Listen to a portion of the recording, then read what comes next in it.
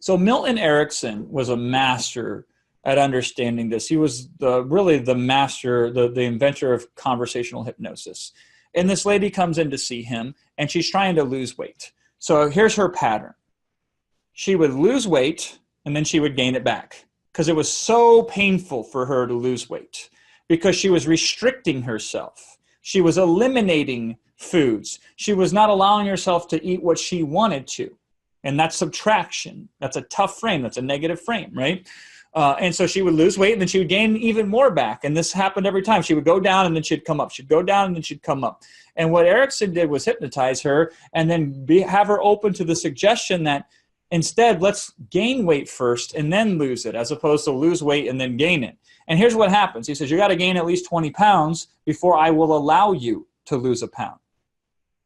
And she agreed. She says, okay, I'll try it out. She gains 5 pounds. She comes back the next week and she says, please, can we stop? I don't want to gain any more weight. He says, no, you're not ready yet. You got to gain 10 more pounds. So begrudgingly, she leaves. She comes back, and now she's gained 15 of the 20 pounds. She says, it's close enough. She's almost got tears in her eyes. She says, please just let me lose the weight. She's begging to lose weight right now. He says, nope, not yet. She comes back. She says, finally, I've gained the 20 pounds. Now I'm ready to lose weight. He says, okay. And then she lost the weight. And now the pain has shifted from losing weight to gaining weight. And now the joy has shifted from gaining weight to losing weight. It completely changed the frame. He flipped it around. He took what she associated as pain and moved it from what she wanted to what she didn't want. And he took what she associated with pleasure and moved it from what she wanted away from what she didn't want. So this time she lost the weight and she kept it off. And that's the frame control. The frame there was you're in charge and you're in control of your weight, not your weight in charge of you. The leverage there. So the truth, the eternal, the hidden truth there, the hidden truth was she was in pain by gaining weight and being overweight.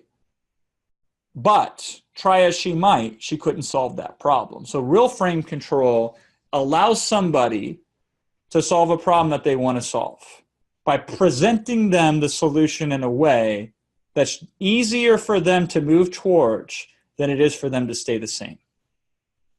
And you are a master if you can figure that out, because most people in your market will never figure that out because they focus too much on the message.